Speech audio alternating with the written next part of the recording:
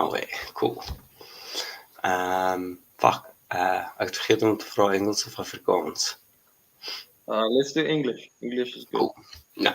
All right. So we're doing a stream today about ancient Sumerian mythology and Christianity and Satan. So we're going to watch a few videos and have a bit of a discussion about how Sumerian mythology influenced Christianity, and as well as how I think it's Zoroastrianism that influenced Christianity, or gave it the idea of Satan. So we're going to have some fun. If you like the video, please like. If you liked it really much, really liked it, then please subscribe. And then let's go. Oh, Cam, do you want to introduce yourself? Yeah, my name's Cameron. Work at a charity. Like to talk about a bunch of interesting topics. So here we are. Let's shoot some shit. Okay, cool. So I'll put the link for the videos in the description as well. And we're going to watch it at a bit faster speed, just for time's sake. Not everything's going to be like very entertaining. So let me share screen, Chrome tab. Okay, so we're gonna do the Anunnaki first. Share.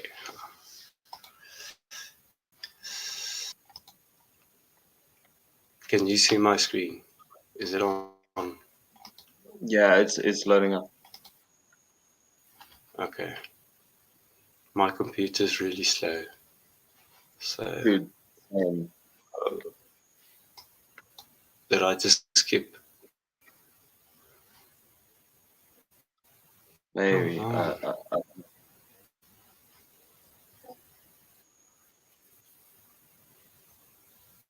Okay.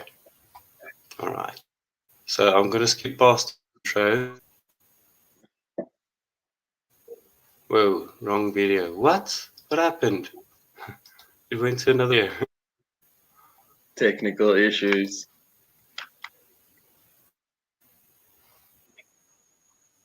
It's cool. It's because my computer's like really slow. Let me stop sharing. And then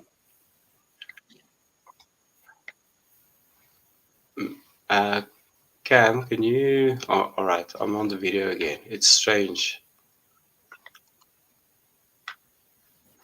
Weird. Okay.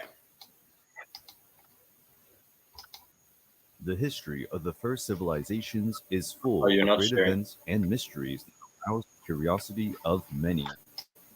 Let me just...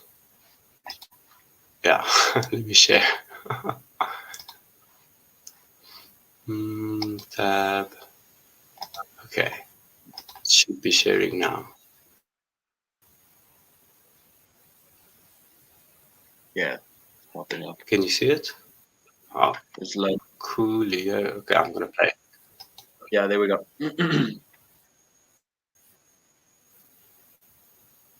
Many wonder how it was possible for human beings to evolve so rapidly compared to other species that had already existed on our planet. Ancient peoples, through their religions, have tried to offer answers about the creation of the world and the odd creative capacity of humanity.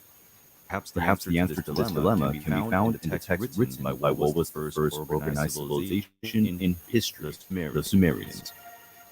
The Sumerian civilization emerged in Mesopotamia around 4500 BC.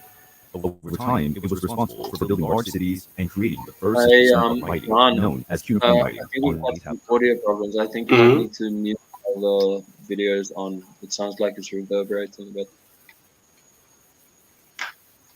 Are the other videos playing as well? No, it's just this one, but I think I'm hearing its audio over your mic. Okay, that's strange. So maybe play it and try to mute. Yeah. I'm just gonna mute myself and then play. Cool. Just say when I, yeah.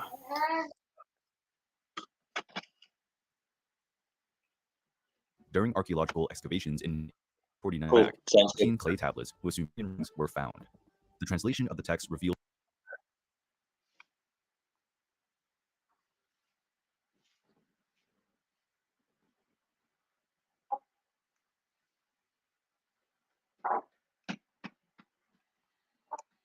You're still muted, dude. I'm gonna have to get used to that. Oh, Yeah. I'm What gonna went have to wrong with get the video? used to that. So no, I paused it because I wanted to say something. So Oh, I'm just saying, like it looks more like art to me. It doesn't look that much like writing. Um, but I think, well, if you show like ancient humans modern writing, they're also probably gonna think it's like some sort of art form, right? well, Um, I mean, if you think of it from a rudimentary point of view, if you ask a child or someone who doesn't really understand a language system yet to, or even someone who does understand a language system to, say, create a new set of symbols for each of the different letters, I think you're going to get a lot of similar looking things, mm, directionally oriented, length width oriented, gradients of stripes on top of each other. I think you're going to get a lot of that. So I think coming I, from an ancient civilization, just to have a alphabet that was semi widespread, um, seems fairly impressive. I agree. I also think you're going to see a lot of the same themes. Like you'll still see like eyes or letters with dots on top of them. Those types of stuff.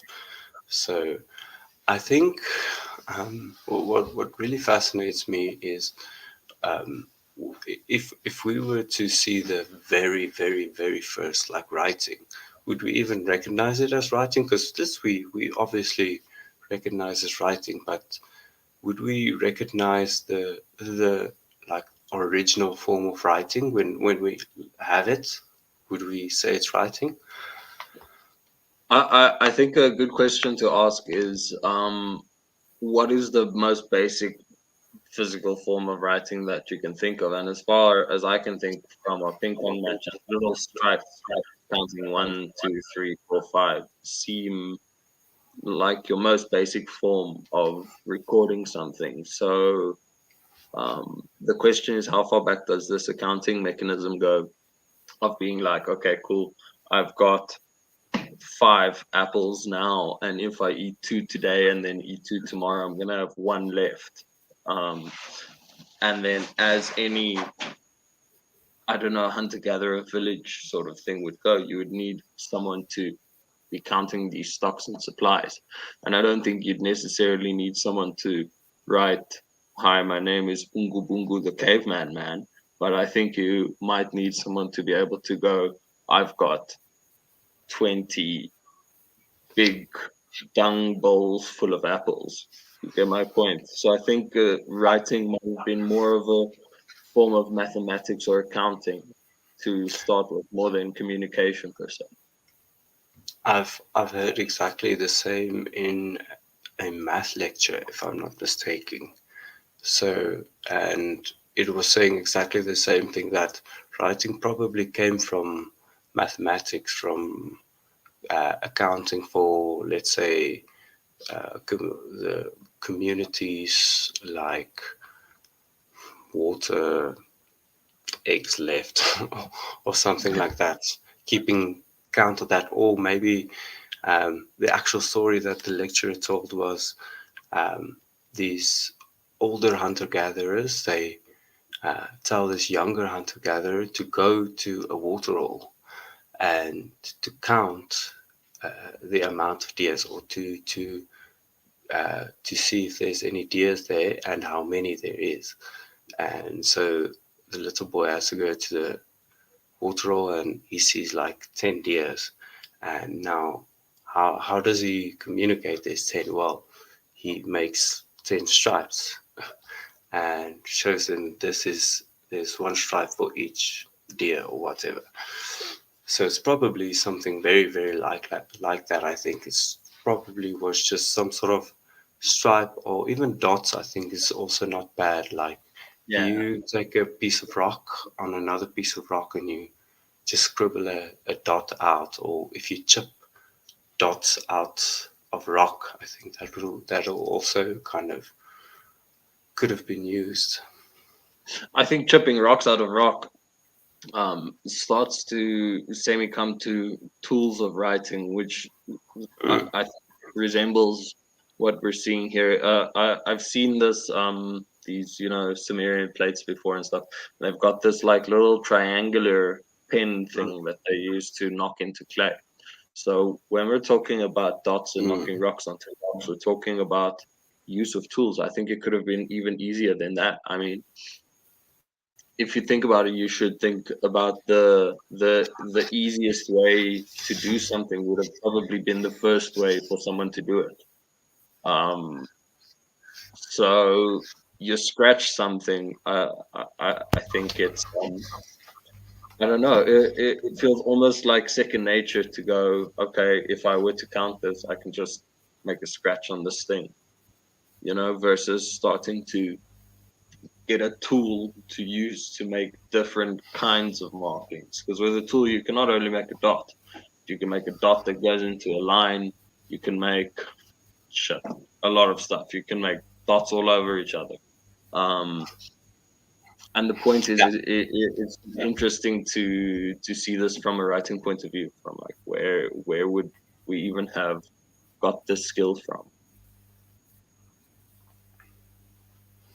yeah, I agree. So let's go further. Let me mute myself. Cool.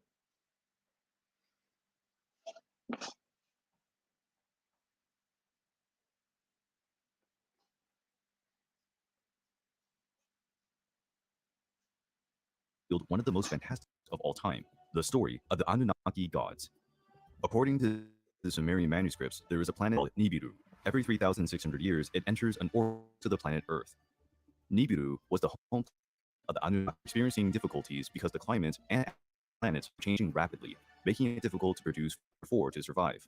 It was necessary to use advanced methods of technology, alchemy, and magic to reverse this situation. To do so, a large amount of gold was needed, since this metal has purifying properties, even Can we cosmic stop radiation. quickly? However, gold was a rare resource in Nibiru, and without other alternatives, the Anunnaki used their advanced technology and sent ships into space in search of the precious golden metal.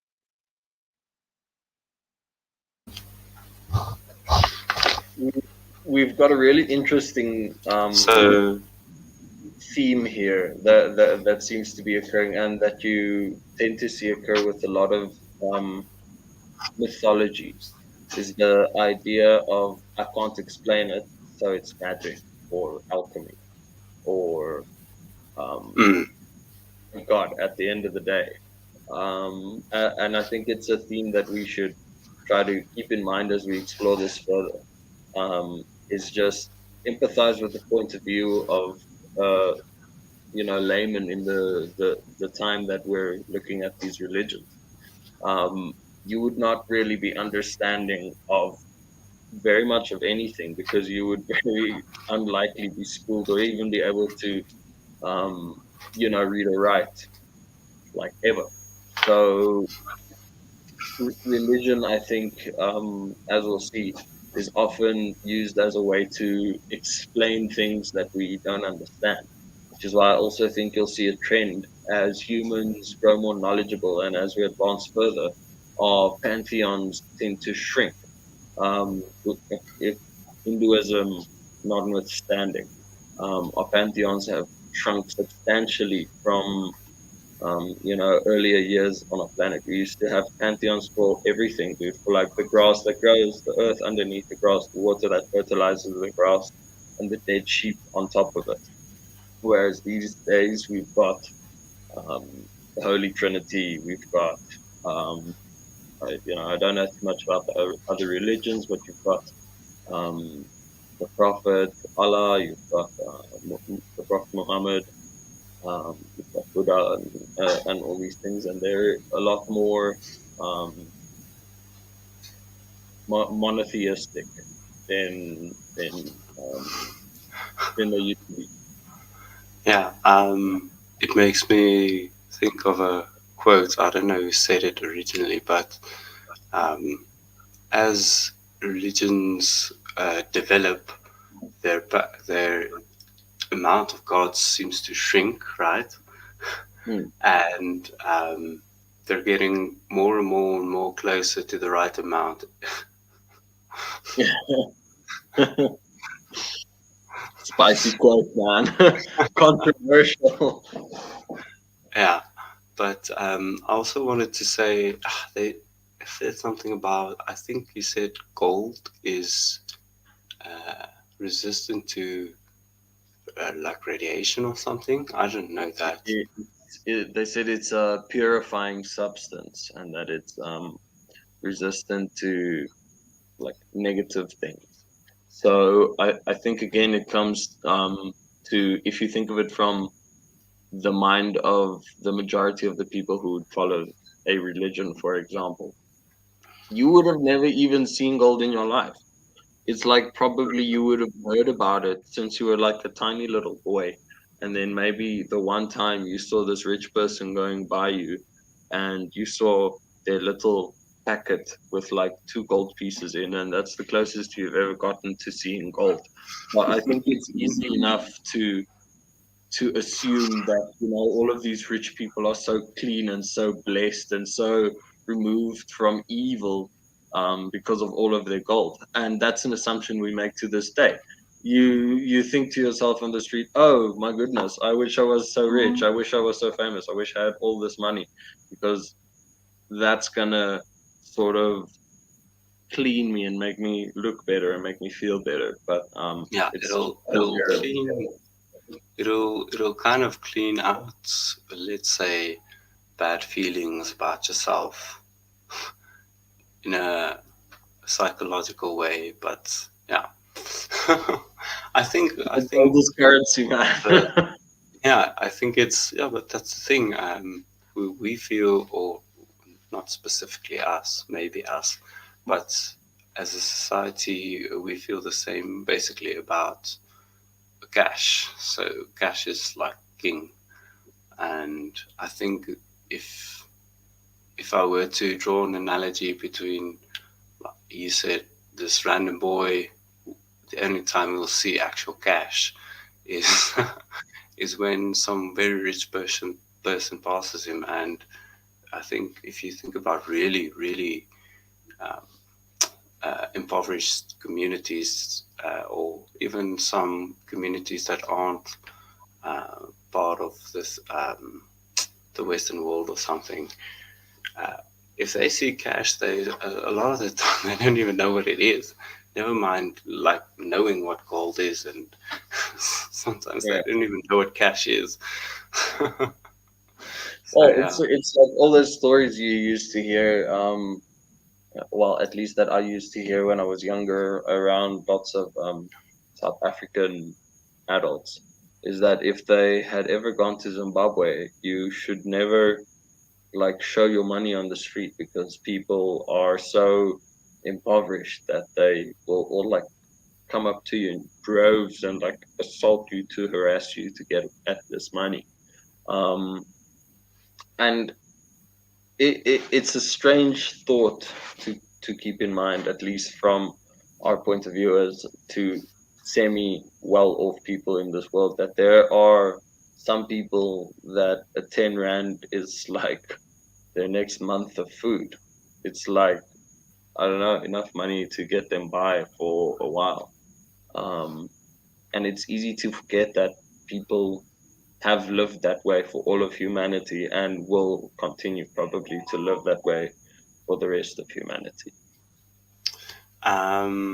I agree, and I think actually like back then, 10 rand was enough, was about a month's salary in Zimbabwe. It was Actually, something ridiculous like that. yeah, before dollarization. Yeah. If you want more money, just print more.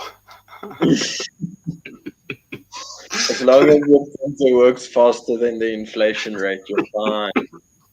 You're fine. So I Oh, bet these Epson speed printers were coining on money back in those days, just getting the color paper out. yes. Okay, let's go Oh, further. yeah.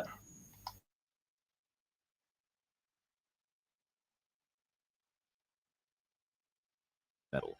After a long and tiring search, they arrived on planet Earth about 445,000 years ago, where they were the first astronauts to cross space and colonize another planet. The planet Earth was inhabited only by wild animals such as mammoths, saber-toothed tigers, and some apes. The Anunnaki settled in Mesopotamia and built a wonderful city called Eridu. In this city, there was a splendorous garden full of fruit trees and animals.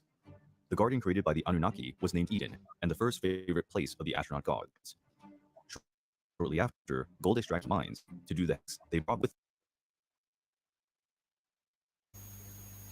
So that's an obvious, very obvious link to Christianity.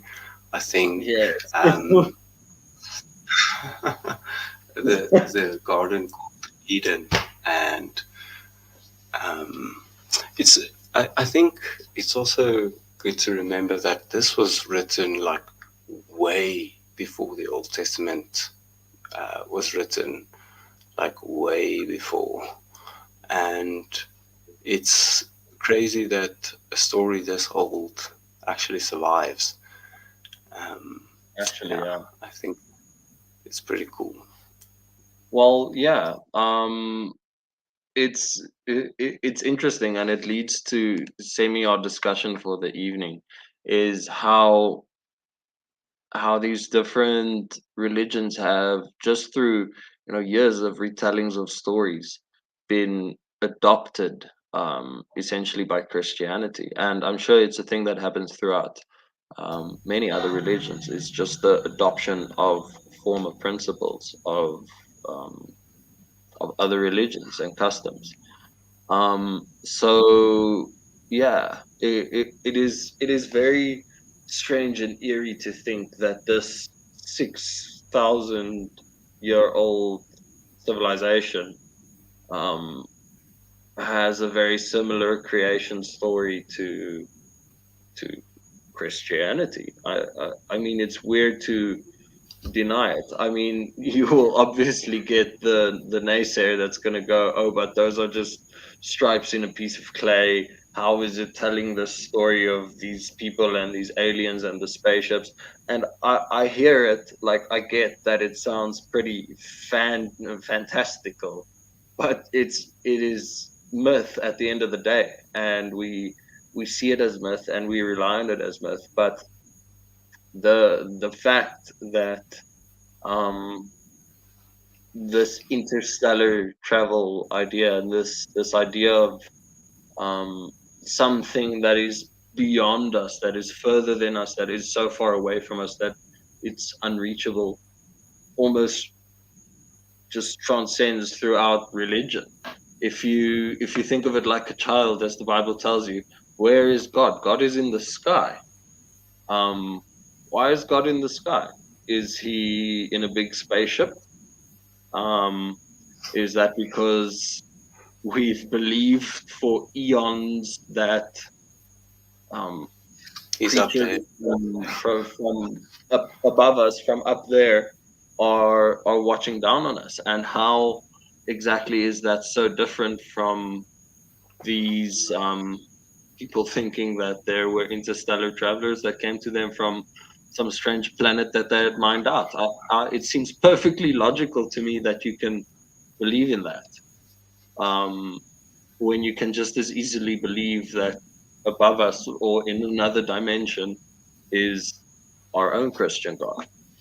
Mm. So I think it's easy to look down on these myths as just funny little stories. But again, if you empathize to it from the point of view of the person who's hearing this, I can understand why it sounds fairly convincing.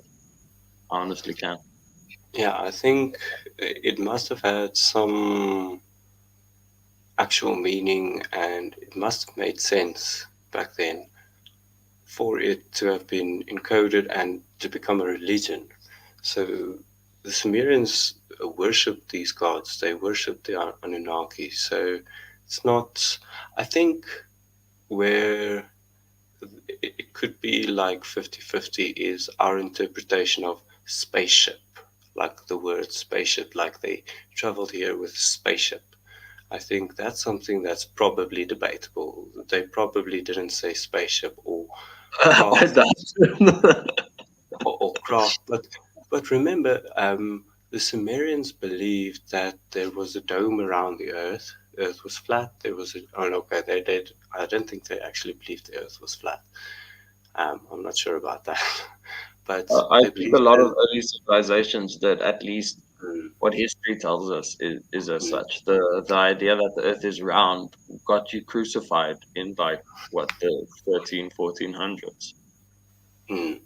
So So what I think is they believe that there's some kind of ethereal water outside of this dome that covers the Earth, right? So they probably thought about ships.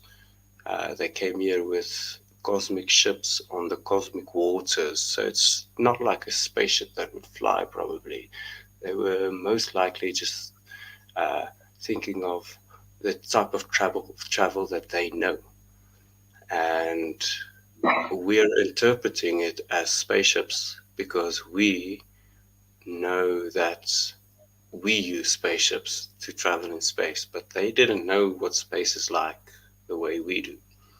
that's So I a think, really interesting point of view. If you look at it from the standpoint of Norse mythology, um, a lot of their depictions and their murals and their art depict the gods flying on boats across the Rainbow Bridge, um, mm, the Bifrost Bridge.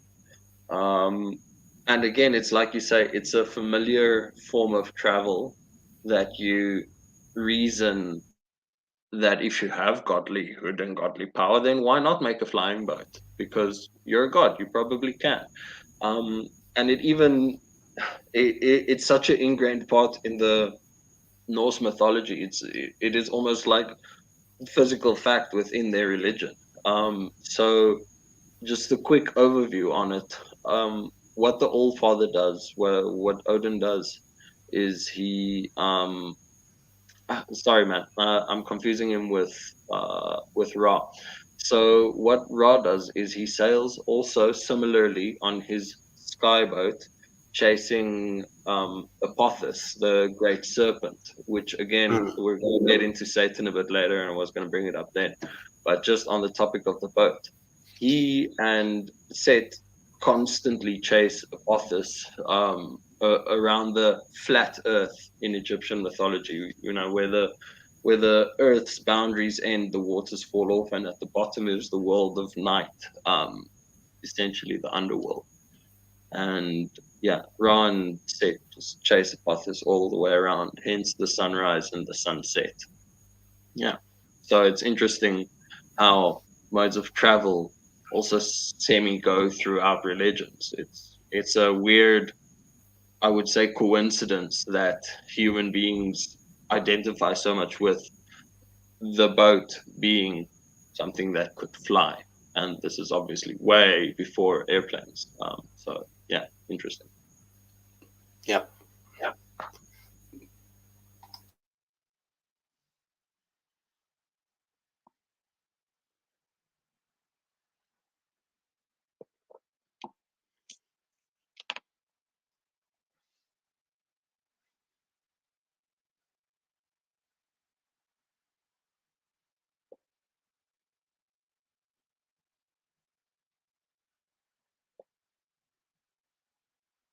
them slaves from another alien race, the Igigi. After years of forced labor and humiliation, the Igigi fought against the Anunnaki, giving rise to the first war on Earth. The Igigi were defeated and decimated. The Anunnaki needed new workers. The solution was to create a new race of intelligent beings, able to work, but more harmless than the Igigi. The Anunnaki combined their genes with the ancestors of human beings, creating a hybrid and submissive race at their command. This genetic fusion did not go very well at first. Strange beings came to life, like the Nephilim giants, which, although extraordinarily strong, were devoid of intelligence and self-control. The first man to emerge from this successful genetic combination was named Adamu. Compared to human beings, the Anunnaki were incredibly tall and strong, and their weapons would be more than enough to control another possible rebellion. Over time, humans Of developed the course. ability to speak and learn from the Anunnaki, to take care of plantations and build houses made of clay and stone. The Anunnaki came. This is another Yeah. topic that's going throughout Christianity. I mean, there's the obvious one, which is Adam. Um, I'm not sure how Yeah. you would come onto the name Adamu, but again, it's a language. The translation is probably as good as we're going to get it, and the similarity again is quite crazy. Again, the mention of Nephilim, as we know from Christianity, were when fallen angels lay with the daughters of men, and their offspring were the Nephilim giants. This is Mm. in the Bible in Genesis. Yeah. Um, and what is So, also interesting is the mention of the Anunnaki being a lot bigger than normal people. Obviously, now we're talking a lot later, and the story probably doesn't translate, but the idea of bigger human beings being somewhat, um, I don't know, divine is again a common thing throughout history. If you look at Hercules, probably a big dude. If you look at Goliath, he was probably quite the Goliath, as the phrase goes. yeah. Um, so it's interesting to just connect size to divinity. Interesting thing. Yeah. I think the word Adam means man. So it's kind of he's the first man, so they call him man. Yeah, It's like that's a calling bit your of cat nickname. cat, but in another language. Yeah, yeah, that's the way to go. If you know any other language, name your dog dog. It's like imagine exactly. Oh, that would be cool. But also, yeah, I wanted to say something else about like large human beings. Oh yeah, I think, as you said, it's pretty common to think like someone who's really tall, really big. You almost think that everything about them is bigger. Like they have more strength, they have more courage. They That if if if the guy's not holding his beard there. oh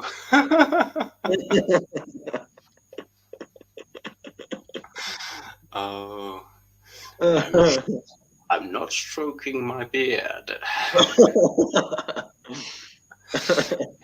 So I think it's just a generalization about, okay, if someone's a giant, then they must be powerful, or they must be from the gods or whatever. Yeah, Okay, this kind of looks like an all-seeing eye. Sumerians were Satanists. well, that's obviously where the Illuminati comes from, bro. They were the OG Illuminati. Yeah, They were literally illuminated by the Anunnaki. So Illuminati, Anunnaki. See right there. Illuminati. I can tell, bro. I can tell. Yeah, yeah. Okay. Let's go on.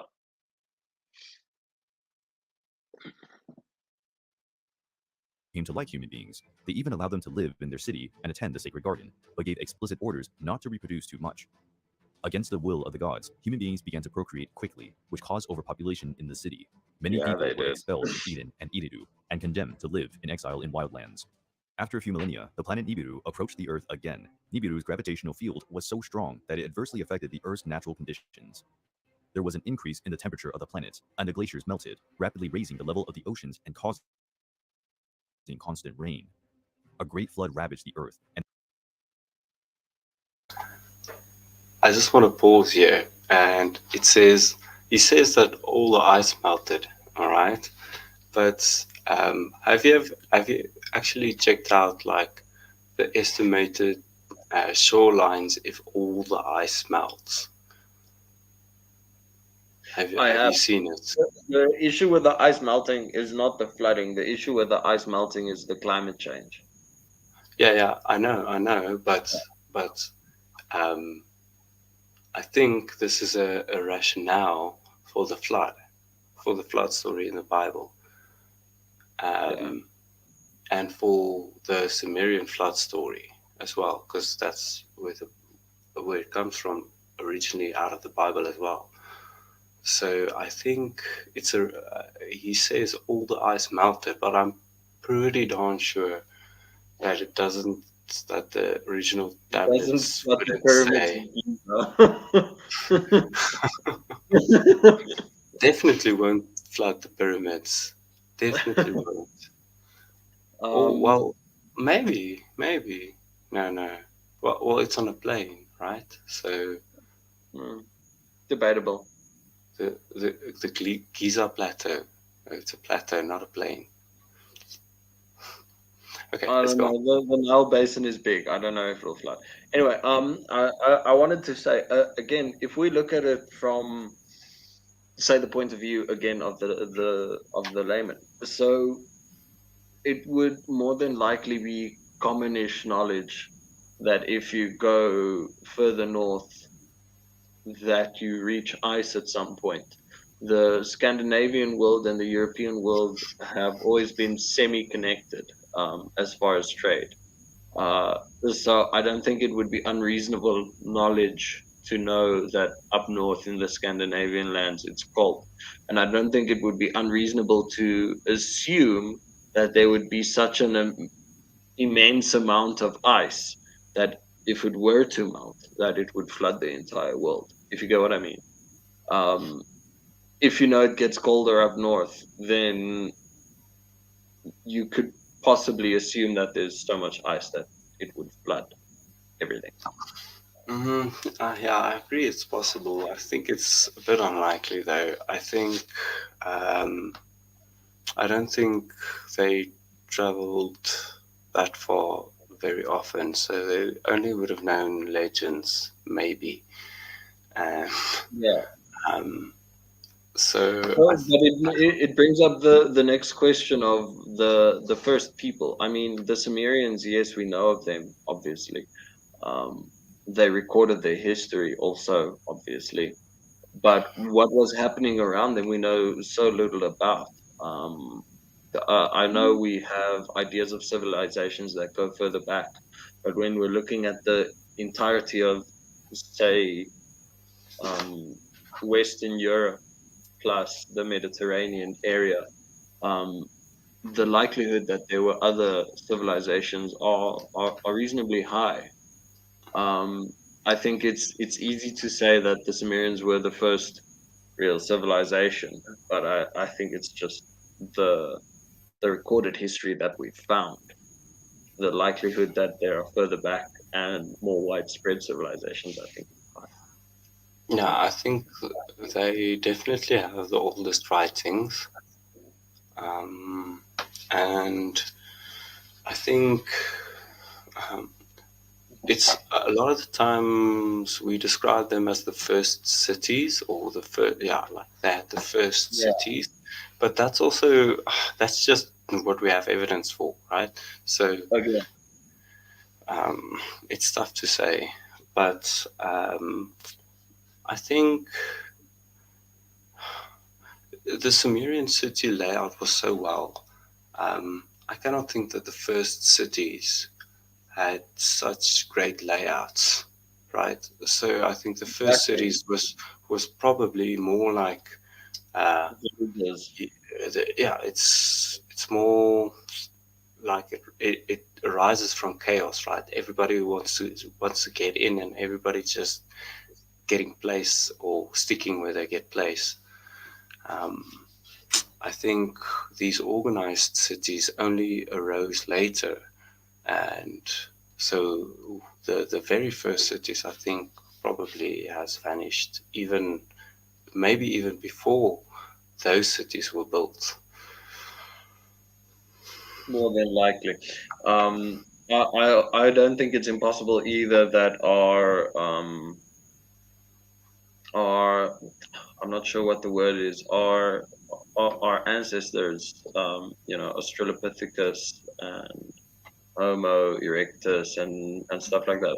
I'm reasonably sure that they would have also come together, like we see other primates do, for safety and security. And I don't see why, if enough of them came together, they wouldn't form some form of a city. I think I Yeah, think villages maybe first, small of communities and course, yeah, yeah. villages. But I think gatherings of people to assist each other.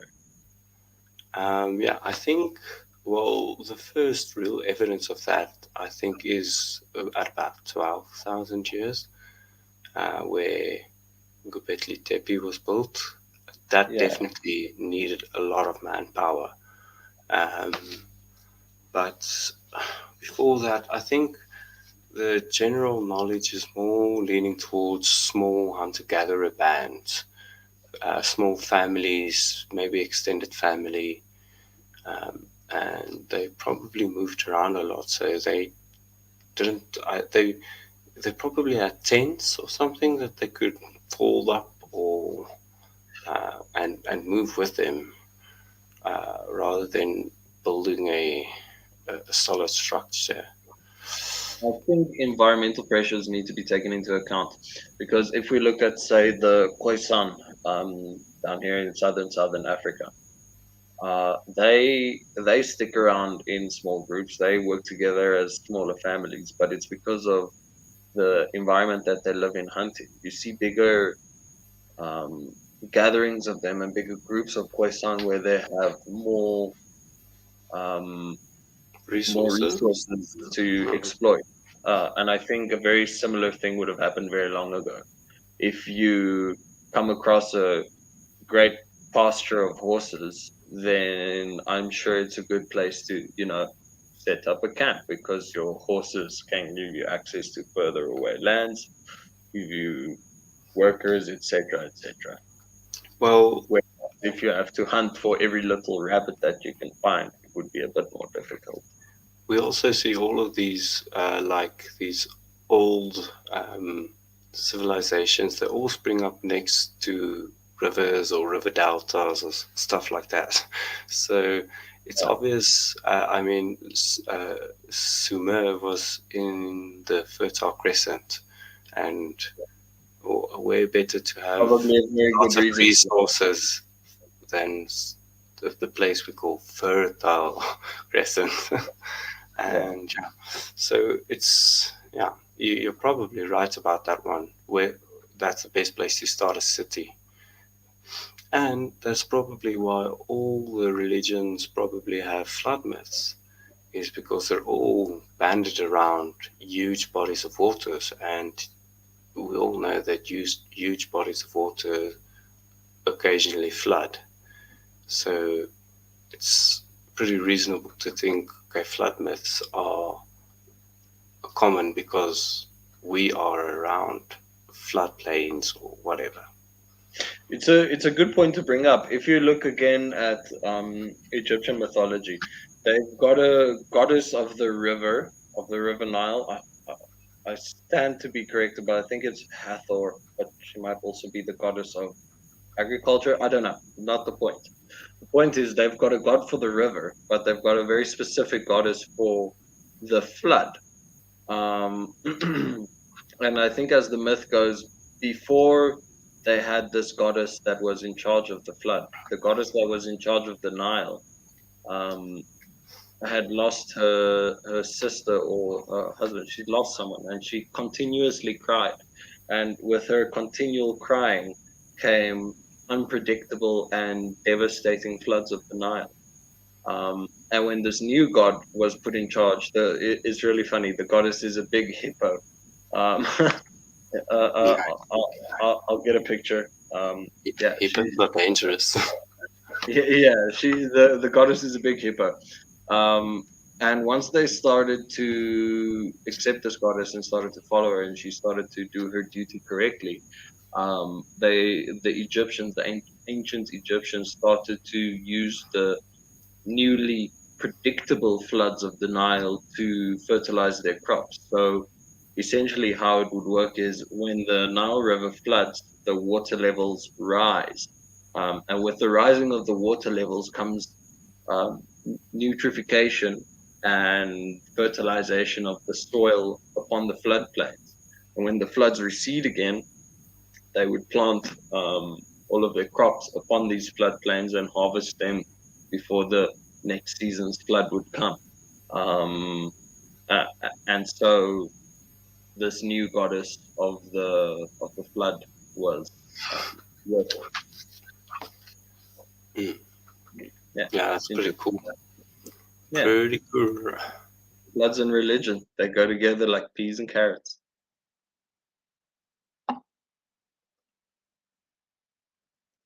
And the city of Iridu was doomed to submerge. To save their creation, the Anunnaki created large boats that floated for days to normal water level. In this part, it is not clear whether the boats floated on the water or whether the boats were ships hovering in the sky. After their city was destroyed, the Anunnaki decided to return to Nibiru, but before they left, they gave human beings knowledge of architecture, mathematics, music, and writing. They also taught them how to establish a monarchy system, where some leaders kept their bloodline inherited for the Anunnaki pure, with the right to command others.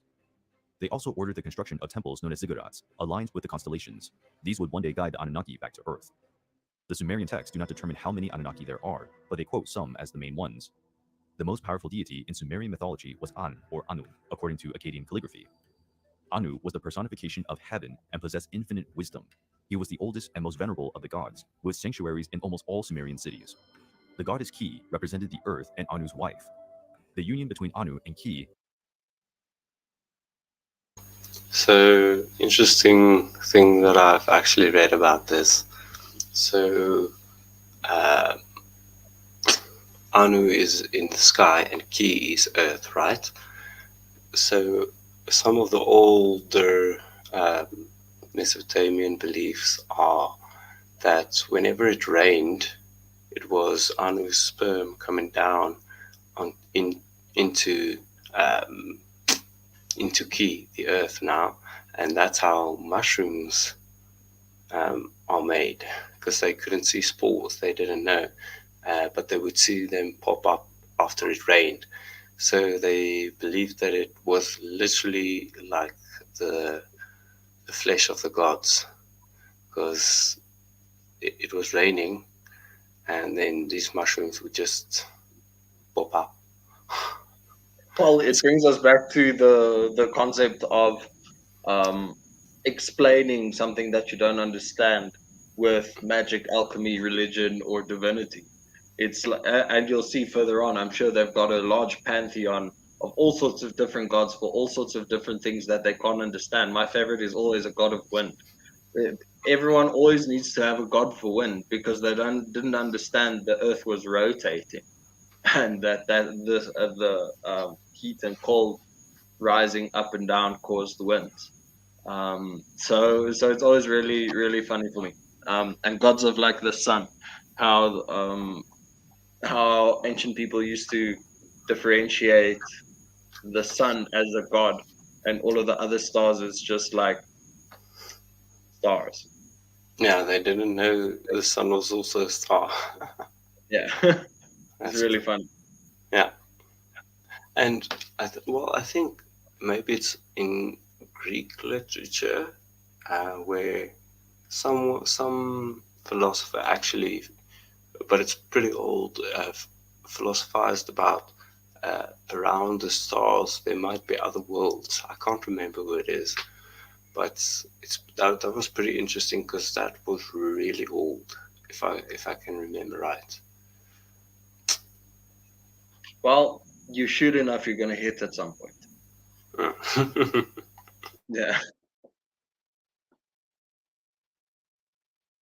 Gave birth to Anunnaki, a word that can be translated as children of earth. The first Anunnaki was En, lord of air, storms, and responsible for keeping heaven and earth at a safe distance. Enki was the mighty god of the oceans and rivers, the patron of the city of Iridu.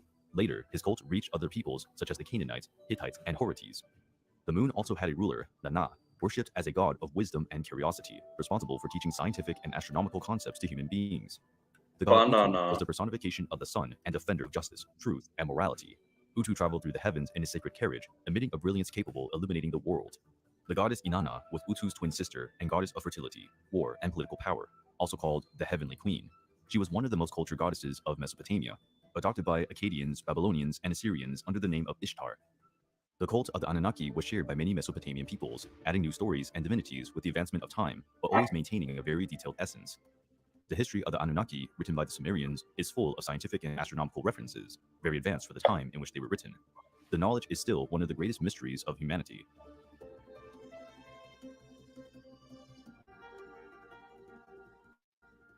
All right.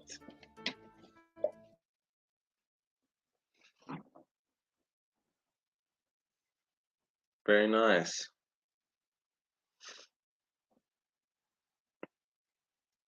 You're still on mute, man. Just for a last note on that video, I still think that he says something about their knowledge being pretty advanced for the time. I just think that humans were more advanced than we think they were. I mean, even 6,000 years before the Sumerian tablets, Göbekli Tepe was already existing, and it had a perfect north-south alignment as well. So I think humans were much smarter, much earlier than the person in the video is alluding to. I think we're taking them really low. I think they had calendars for all the cycles of the stars and everything. So they had pretty advanced knowledge, and I think they probably. It's an interesting topic to think of, that they had these calendars and a hang of direction, whereas we only see writing starting to become a thing almost 4,000 years after that. So it brings us back to, I think, like our very first point of the stream is writing and its origin. They clearly used writing as a form of communication for the calendar, and they clearly had the knowledge and the know-how to differentiate north, east, south, west, which would have also taken some form of communication mathematics. Lots of accuracy as well. Yeah. I mean, something like the pyramids is like, I think, less than 3 degrees off, or something like that, which is amazing. Yeah, it's just ridiculous. Yeah. So, how did they do that? It's pretty cool. So we've been going for about 53 minutes. Do you want to go on with the next video? Because I've got about 7 minutes left. Do you think we might want to move it to another stream? Yeah, I think let's look with another stream. I think there are a lot more fun topics we can discuss as far as mythology and their connections to other pantheons and religions are concerned. I think let's cover Satan with the next stream. Okay, I want to show you, just quickly want to show you this video. It's cool. From Yale University. It's a lecture series, and the lecturer's name is Christine Hayes, and she's world-renowned, and it's about understanding the Bible in its Mesopotamian background. I mentioned in the opening lecture that this course examine the biblical corpus from a variety of different viewpoints, variety of approaches, historical, literary, religious, cultural. And today, you're We are going to begin our appraisal of the first portion of the Bible as the product of a religious and cultural revolution. The Bible is the product of minds that were exposed to and influenced by and reacting to the ideas and cultures of their day. And as I suggested in the opening lecture, comparative study of the literature of the ancient Near East and the Bible reveals the shared cultural and literary heritage at the same time that it reveals great differences between the two. In the literature of the Bible, some members of Israelite society, a culturist and literary elite, broke radically with the prevailing norms of the day. They mounted a critique of prevailing norms. The persons responsible for the final editing of the Bible, somewhere from the 7th to 4th century BE, right? We're not totally sure, and final editors were members of this group, and they had a specific worldview, and they imposed that worldview on the older traditions and stories that are found. That radical new worldview in the Bible was monotheism. But why, you might ask, should the idea of one God instead of many be so radical? What is so different? What's different about having one God from a pantheon of gods headed by a superior God? What is so new and revolutionary? Yeah, I can't find the bits that I'm looking for, but that's also pretty interesting. We actually discussed it how Yeah. when the Bible was written, um, it was actually a bit of a radical idea because all the cultures around Mesopotamia around that time, or around the Near East, were polytheists, and it was a pretty radical idea to go from many to a single God that's all powerful and that knows everything, loves everyone, and is the sole judge of everything. It was a Well, radical idea at the even time. from a marketing point of view, I think it's such a great idea. It's like where you've got all of these hundreds of gods, but I've got one who can do all of that. It's like the Swiss Army Mm. knife of religion. Yeah, exactly. And you don't have to give many offerings to all your gods anymore. You only have to give, let's say, one offering to one god. And I think that's also a very attractive idea. Humans are very economically minds. They have Mindset. very economic mindsets, and I think the less and less and less gods fits with our evolution of becoming more and more complex ourselves. We need more simplicity to balance it out almost.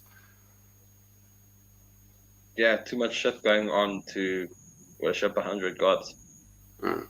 Yeah, And I mean, I like, can't. how do you choose? What if you worship the sun and then you go swimming one day and you're eaten by a shark? Fuck, bro. Or you worship the ocean and then you get skin cancer when you're like 22 because you Yeah, didn't worship Apollo I, or I Indra. I always joke that I'm a sun worshipper because I like the heat so much and like being out in the sun. But it's probably not gonna I'm not gonna like myself in 30 years time. Well, maybe if you worship the sun too much is when you get the skin cancer. Maybe. Maybe. Yeah. Okay. So yeah, it's about 59 minutes now. Do you have any last thoughts on anything that we talked about? Well, final thoughts.